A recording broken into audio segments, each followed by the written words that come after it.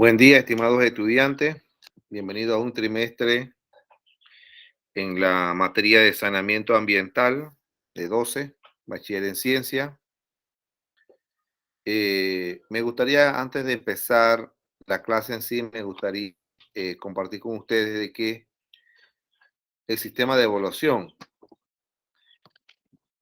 como le he dicho al grupo anterior, que dentro del sistema de evaluación están los trabajos grupales, los trabajos individuales, pruebas parciales, la prueba final, la autoevaluación y la coevaluación. Entre pruebas parciales y examen final vale el 50% de la nota. Así que traten de enviar esos trabajos final o esa prueba final o esas pruebas parciales, traten de enviarlo porque usted no enviarlo va a perder un gran porcentaje de la nota. Así que imagínense, ni los trabajos individuales, ni los trabajos grupales, ni la autoevaluación y coevaluación es mayor que entre prueba parcial y el examen final. Si no envía el examen final, usted pueda, y tampoco prueba parcial, ya básicamente usted no pasa la materia, porque pierde el 50% de la nota.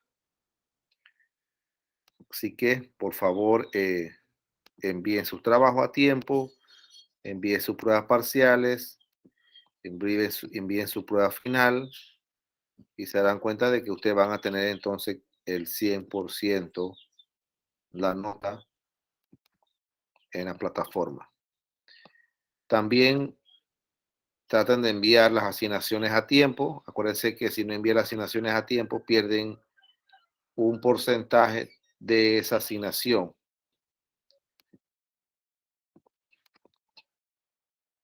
Porque dentro de los criterios que yo evalúo es la puntualidad. Es muy importante la puntualidad. Bien, en la materia que vamos a dar este trimestre, entonces, saneamiento ambiental. Hoy nos compete explicar el tema acerca del concepto de saneamiento ambiental y la historia de saneamiento ambiental. Ustedes ya conocen las normas de convivencia del trimestre pasado, son las mismas. Entonces vamos a lo que es la parte conceptual. ¿Qué entiendes por saneamiento ambiental? El saneamiento ambiental básico es el conjunto de acciones y técnicas socioeconómicas de salud pública que tienen por objetivo alcanzar niveles crecientes de salubridad ambiental. Comprende el manejo sanitario del agua potable, el agua residual y excreta, los residuos sólidos y el comportamiento higiénico que reduce los riesgos para la salud y previene la contaminación. Miren esas imágenes que estoy presentando en la diapositiva. Si yo veo en la imagen superior, la imagen que está arriba, ustedes pueden ver allí que esto lo hace el hombre. Esto lo permite. Esto lo que hace es que el hombre contamine nuestra playa, nuestros ríos y genere una cantidad de desechos sólidos. Es esa cantidad de desechos sólidos que genera el ser humano, al final, ¿dónde va a parar?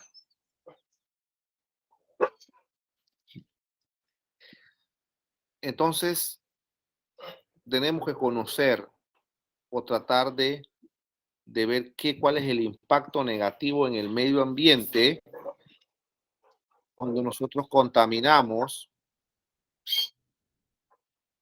nuestro río, contaminamos el ambiente. ¿Cuál será ese impacto negativo? Entonces, eso es lo que hay que comprender. Entonces, si le vemos la imagen de abajo, el mismo lugar, las mismas personas empiezan a limpiar. Y la imagen a la derecha cuando está todo limpio. Entonces, a esto es lo que queremos llegar.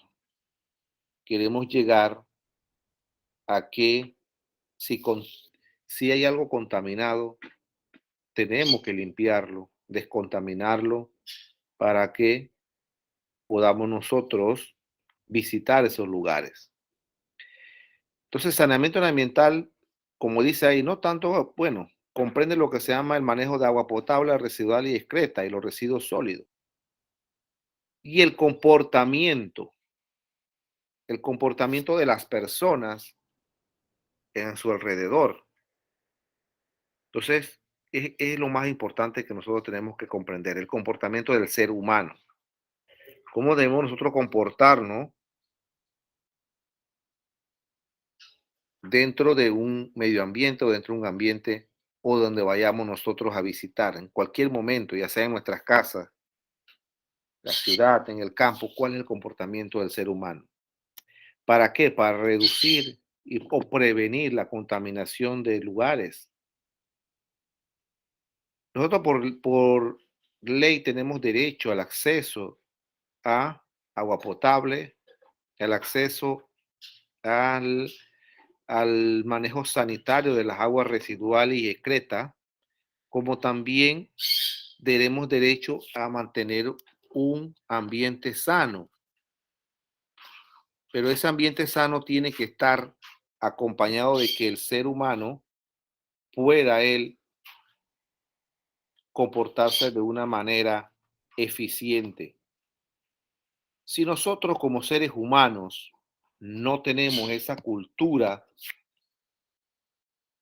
de limpieza, esa cultura de no contaminar, nosotros viviéramos en un país libre de todo tipo de contaminación. No hubiera necesidad de que de poner más leyes que endurezca cuando nosotros contaminemos. O sea, la gran culpa no solamente es del gobierno del Estado que en ese momento esté, sino es del ser humano, porque es el comportamiento del ser humano. Y ustedes pueden ver dentro de las ciudades cómo las personas tienen la basura por donde más quieran, desechan, contaminan. Entonces, ¿quién es el culpable allí? El ser humano. La imagen que está allí, ¿quién es el culpable de esto? El ser humano. Eso lo debemos nosotros prevenir. Ahorita mismo nosotros en este siglo, uno de los contaminantes más grandes que hay es el plástico. No sabemos qué hacer con el plástico. Los océanos, hay islas de basura en el océano que han sido divisados. Entonces están tratando de reducir la cantidad de desechos que van directamente al mar. En nuestro país, en nuestro país hay leyes que favorecen el saneamiento ambiental. Es más, dentro del Ministerio de Salud hay un departamento que se llama saneamiento ambiental. Y ese departamento es el que le compete a él observar el comportamiento de la población dentro de una ciudad, dentro de una urbanización o dentro del campo. Entonces, ese departamento que tiene que regirse a través de leyes para prevenir cualquier tipo de contaminación o reducir los riesgos para la salud humana. Eso lo hay en Panamá. Pero también como tenemos el derecho a tener agua potable, el derecho al manejo sanitario del agua residual y excreta, entonces también debemos nosotros tener deberes de comportarnos de una forma más humana posible para reducir el impacto negativo en la población, negativo en el ambiente. Vivamos donde vivamos, sea en la ciudad, sea en el campo, nosotros tenemos que regirnos por esas acciones técnicas y el comportamiento para prevenir cualquier tipo de contaminación. Si nosotros fuéramos como los animales que quisieran nuestra necesidad, donde quisiéramos, téngalo por seguro que va a haber muchos problemas de salud o riesgo de salud en la población. Entonces, es un deber de comportarnos de una forma segura, de una forma más eficiente, que no haya un impacto negativo hacia el medio ambiente y también un impacto negativo hacia los demás. Porque igual, si nosotros contaminamos, de repente, si yo contamino, la otra persona no contamina, yo le estoy impactando negativamente en la salud de él o de la población.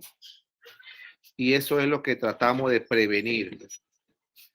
Tener un acceso, el agua potable, tener un acceso al manejo sanitario, tener un acceso a la recolección de los desechos sólidos, pero también nosotros tenemos un deber de comportarnos de una forma más eficiente dentro de un medio ambiente. En primera instancia, como nosotros tenemos derechos de tener acceso potable a un tratamiento de los residuos, de las aguas residuales y excretas o un manejo sanitario, vamos a ver cómo es el proceso de tratamiento de las aguas residuales. El tratamiento de las aguas residuales consiste en una serie de procesos físico-químicos y biológicos que tienen como fin eliminar los contaminantes físicos, químicos y biológicos presentes en el agua efluente del uso humano. Cuando hay que entender que nosotros desechamos aguas residuales, producto de que vayamos al baño, producto de que en el fregador, producto cuando se lava. Entonces, esos desechos están totalmente llenos de químicos, bacterias. Entonces, hay una forma de cómo tratar esa agua residual y eso le llama plantas de agua residual. En las grandes ciudades hay plantas de aguas residuales, en donde todas las casas están conectadas a través de una red de tubería, en donde se recojan todas esas aguas residuales y al final una gran planta lo va a tratar y esa agua que va a salir tratada puede ser desechada a través de un afluente que no contamine tanto. Entonces, ¿cómo es el proceso? Aquí está. El proceso es el siguiente. El agua residual empieza en la casa. Esa agua residual pasa por una red de tubería, llega a un gran almacenamiento. Ahí en ese almacenamiento se hace un pretratamiento. Después hay una depuración primaria, seguido de una depuración secundaria. Y es allí donde, en la depuración primaria, en donde se le inyecta a esas aguas residuales elementos físicos o elementos químicos que vayan degradando cualquier tipo de contaminantes que tenga. Y por último, en la depuración del secundaria va a haber un tratamiento biológico en donde se le va a inyectar bacterias que puedan desinfectar o tratar ese tipo de agua. Al final vas a tener agua depurada que puede seguir su curso hacia un río o hacia una quebrada, pero ya esa agua está tratada, ya esa agua se le ha eliminado cualquier contaminante químico que tenga, cualquier contaminante biológico para que llegue al río o a la quebrada. Al final vas a tener como producto algunas cosas como el lodo y ese lodo lo tratan con biogás, con un digestor y al final vas a tener abono agrícola. Esto es un esquema de una depuradora de aguas residuales o una planta de tratamiento de aguas residuales. Eso es básicamente el esquema que se utiliza en todas las ciudades del mundo. Por lo menos en Panamá, en la misma ciudad de Panamá, ya se puso en función esa gran planta que está en Juan Díaz. ¿Por qué hubo la necesidad de invertir en, en este tipo de planta? Porque en Panamá, ¿dónde iban a dar los desechos? Los desechos iban a dar al río Guandía. Ese río estaba totalmente contaminado, igual el río que le dicen río Matasnillo también está totalmente contaminado, porque ahí iban a parar las aguas residuales, las aguas con excreta y cualquier tipo de agua contaminada iban a parar ese río y eso es donde iba a llegar al final al mar. Entonces, cuando usted pasaba por Avenida Balboa, se da cuenta de que había malos olores, producto de la gran cantidad de agua que se iba desechando al mar. Y eso era un tipo de contaminación. Estabas contaminando el aire, estabas dándole una mala imagen a una ciudad. Entonces, había que invertir en una gran planta. Ahora usted puede pasar libremente por ahí por la Avenida Balboa, ya usted no siente ningún mal olor. ¿Por qué? Porque ya están tratando todas las aguas residuales a nivel de la ciudad de Panamá. En la provincia de Veragua, en el distrito Santiago, se está haciendo el mismo sistema. Están haciendo una gran planta de aguas residuales para tratar toda el agua que genera esa ciudad de Santiago.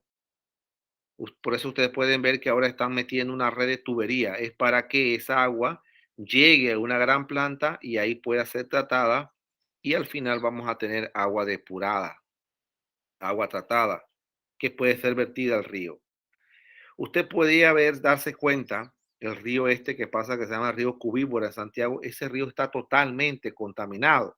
Si yo no digo el 100%, 98% contaminado con cualquier tipo de contaminante, ya sea químico, biológico, estaba contaminado.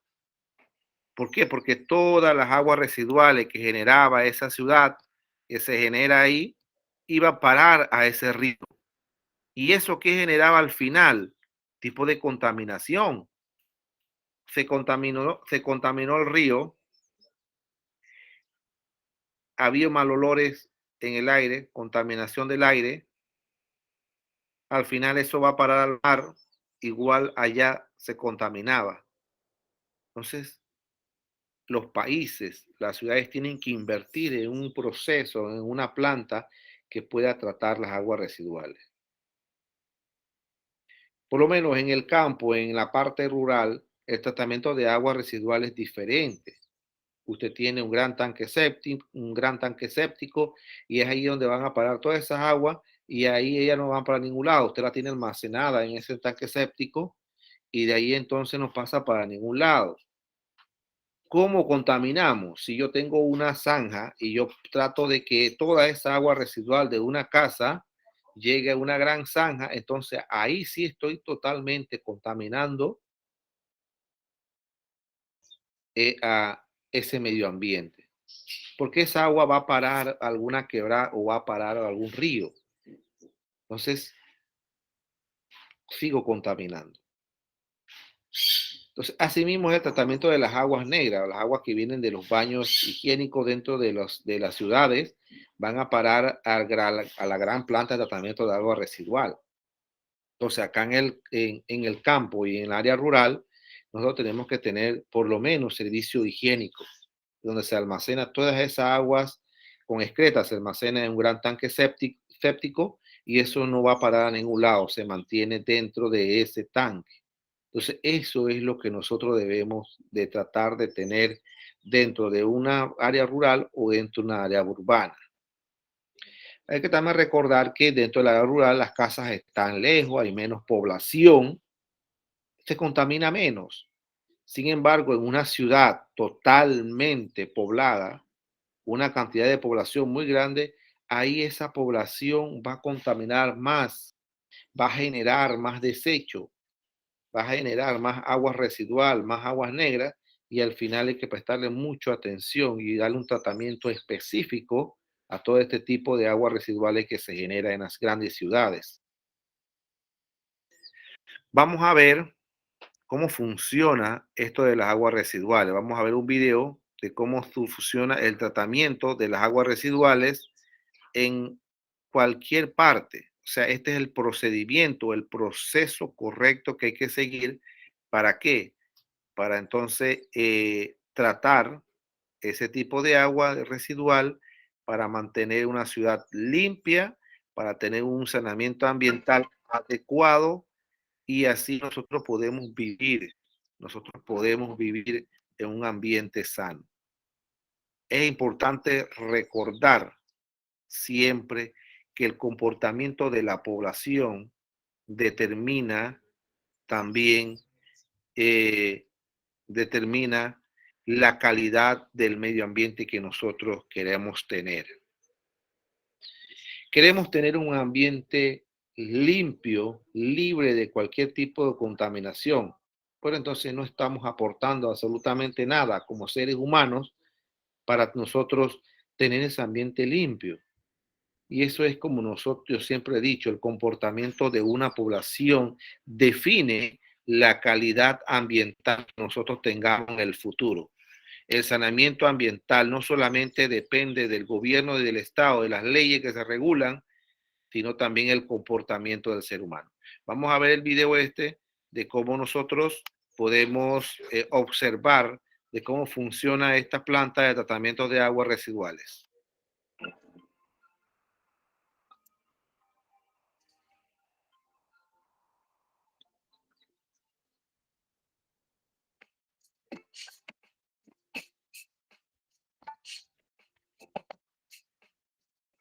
Sistema de tratamiento de aguas residuales, PETAR.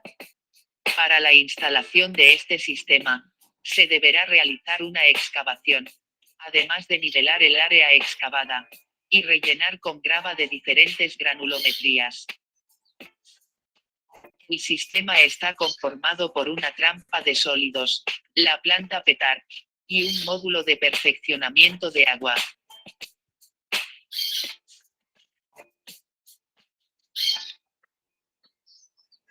El tratamiento inicia cuando el agua residual pasa por una trampa de sólidos. Dicha trampa retiene sólidos mayores, y es de fácil mantenimiento y limpieza.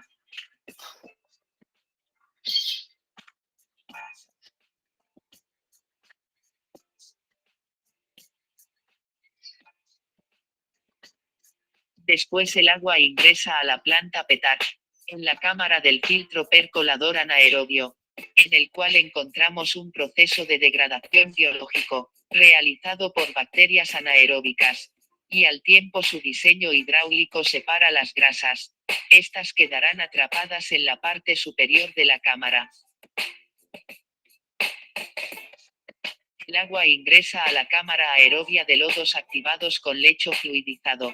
Aquí el agua es oxigenada para maximizar el contacto de bacterias, eliminando malos olores y contaminantes, complementando la biodegradación con oxidación por oxígeno disuelto. Después el agua pasa a la cámara de decantación secundaria. Aquí el agua circulará a través de un panel lamelar que impide el paso de sólidos en suspensión más pequeños. Después el agua clarificada pasa a la cámara de bombeo y estabilización. Aquí es bombeada hasta el módulo de perfeccionamiento de agua, para terminar su tratamiento.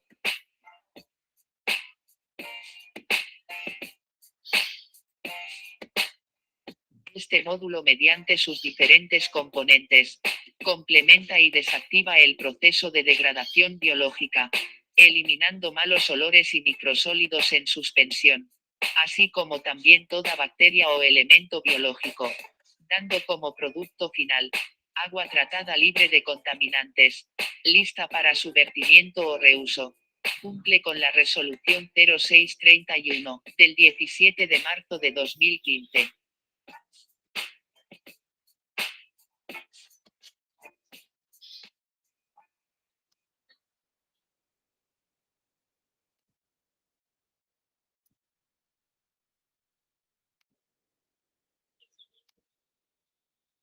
Observaron el video de cómo se trata la agua residual dentro de una residencia.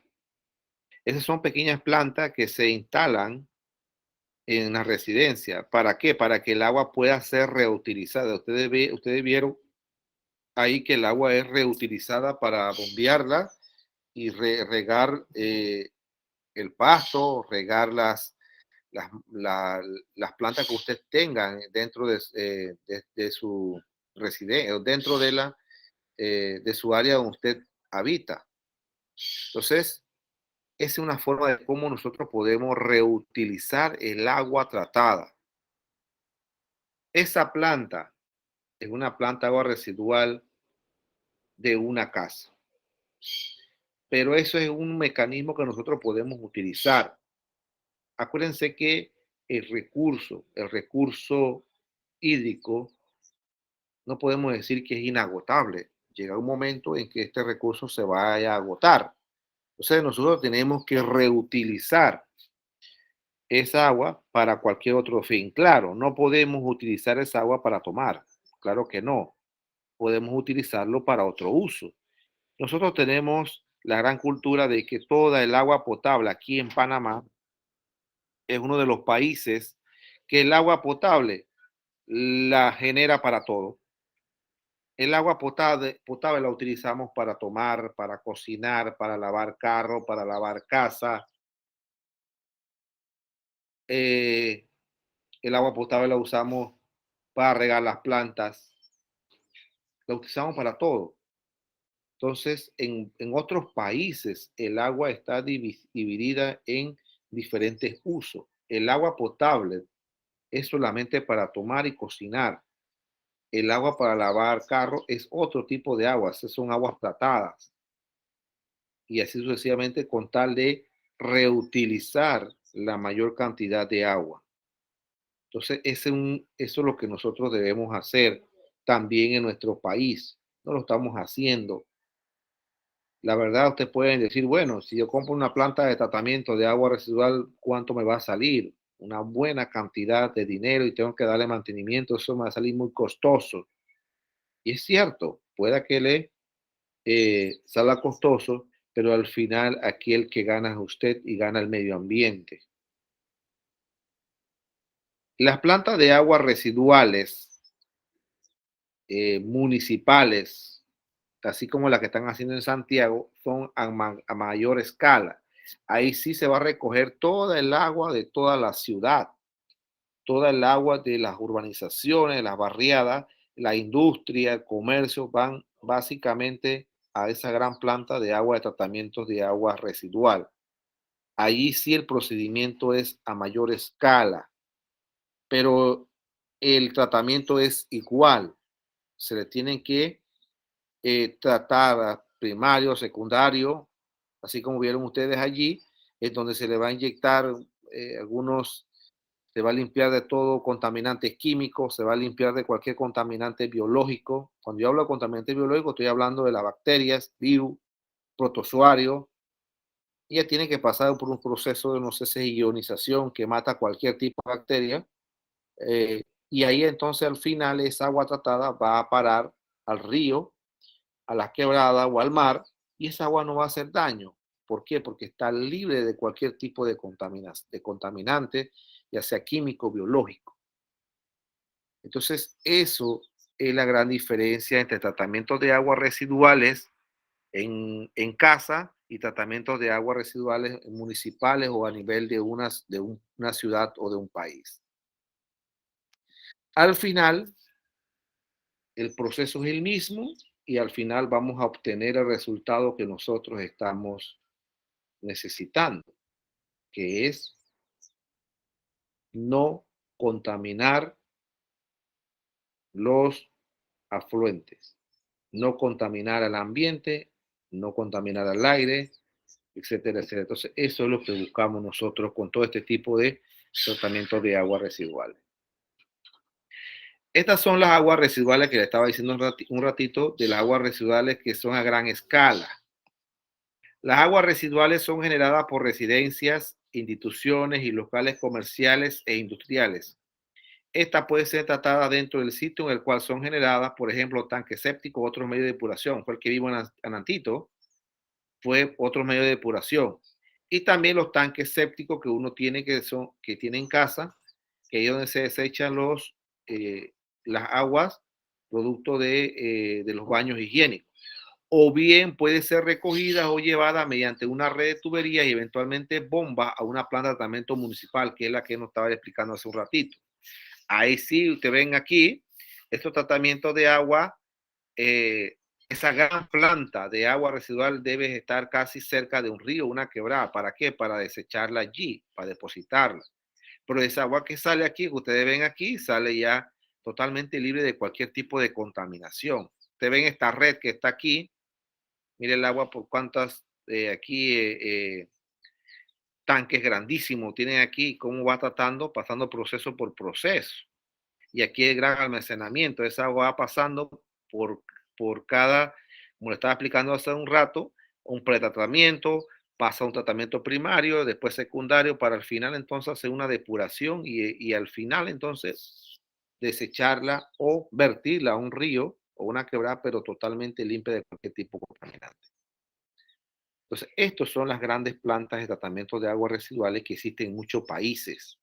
Y es lo que estamos buscando, que los países puedan eh, invertir por el bien de la población, por el bien de, del medio ambiente.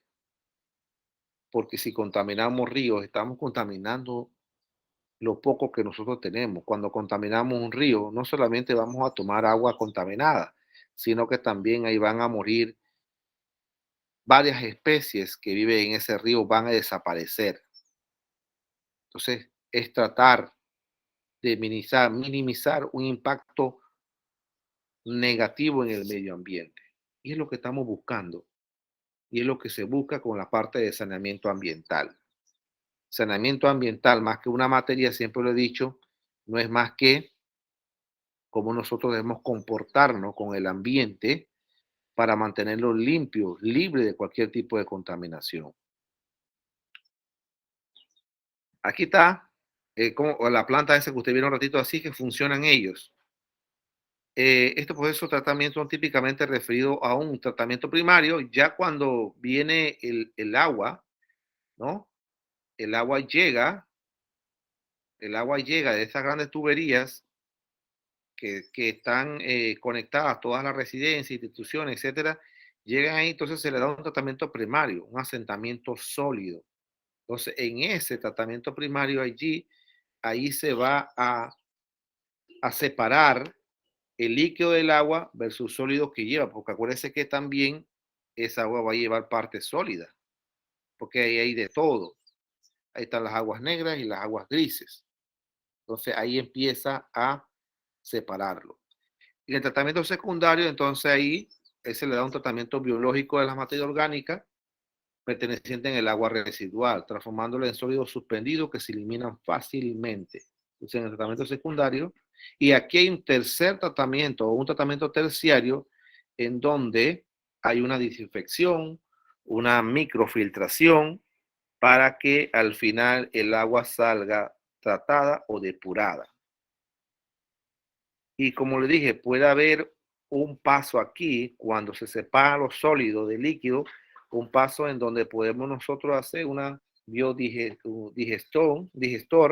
un biodigestor, hacer entonces la parte sólido y generar al final un abono orgánico, que es el destino final de la parte sólida. Podemos hacer abonos orgánicos que pueden ser utilizados en, en algunas plantaciones, porque aquí ya este sólido ha sido tratado. Este sólido al final, lo de lo que se generó de esa agua que iba, esa agua residual, entonces podemos nosotros reutilizar esa parte sólida como abono orgánico. Entonces, el agua que sale al final, entonces, es el agua que ya totalmente tratada, que va a ser vertida a los ríos o la quebrada. Bien, voy a explicar el taller número 1. Aquí te ven aquí las grandes tuberías, cómo va a ir transportando el agua a medida de que va pasando de un tratamiento a otro. Entonces eso se requiere de inversión, se requiere de mucho, se requiere de mucho, todas estas plantas hay que hacerles mantenimiento, mucho mantenimiento para poder que ellas no colapsen. Al colapsar una planta de tratamiento de agua residual, al final el agua va a salir igualita como llegó. Igual entonces va a seguir contaminando. Voy a explicar el taller número 1. Van a realizar una investigación sobre cómo es el proceso de tratamiento del agua residual en Panamá.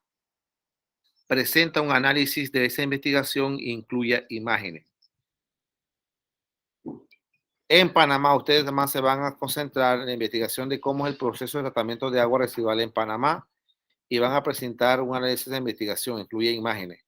Cuando yo digo un análisis de lo que usted entendió de lo que leyó, no es un resumen, es un análisis. Va a poner allí lo que usted entendió de lo que leyó. Eso es un análisis acerca de el proceso de tratamiento de agua residual en Panamá. Bien, entonces damos por terminada la clase del día de hoy. Nos vemos entonces el próximo sábado, si Dios nos permite, a la misma hora. En la semana estaré subiendo entonces la asignación y daré el tiempo necesario para que ustedes me envíen esa asignación desarrollada. Nos vemos el próximo sábado.